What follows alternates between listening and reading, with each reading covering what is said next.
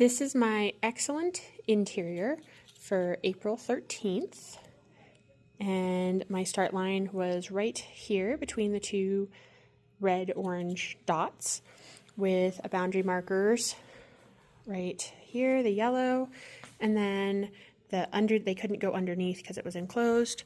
So all of this was in play for room 1.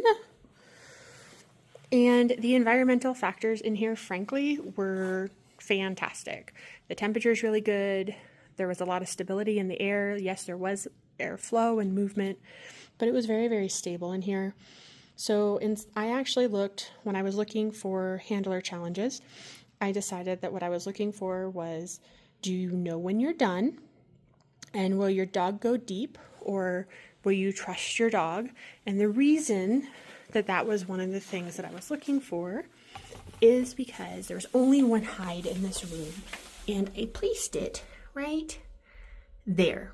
So it had a beautiful picture that they were able to work from here over and all the way from here over. However, the dog needed to go underneath, and the handler needed to trust that that was where it was. So since my environmental factors were really solid, I gave them a larger space. I mean, within requirements, but a little bit bigger. And I really wanted to see that they could cover their space, trust their dog with a slightly awkward placement, though beautiful picture, and know when their dog was done. So those were my biggest things. Basically, don't assume. Now, the challenge between the two, because it was EXCellent, was don't assume. It's a larger space. I only had one hide in this space. However, our second space was over here,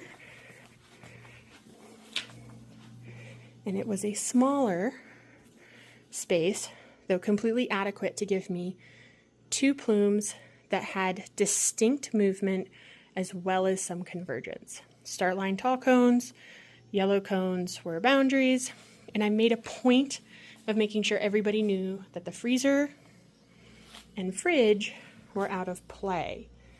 All right, so the challenges that I was looking for in here, because at this point, since they had made it to room 2, they knew how many hides they had.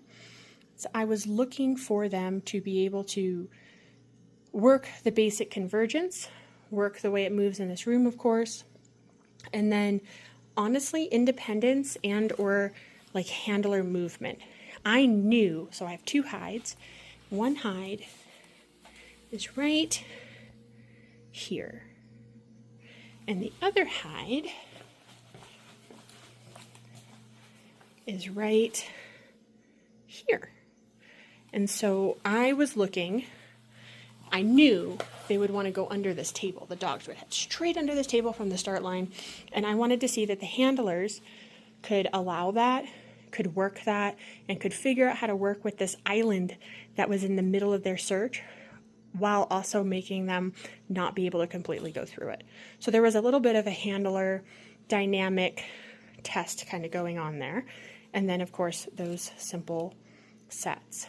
And it was just a touch more difficult than an advanced set, but not by much. We had convergence, but they also had very distinct plumes as well.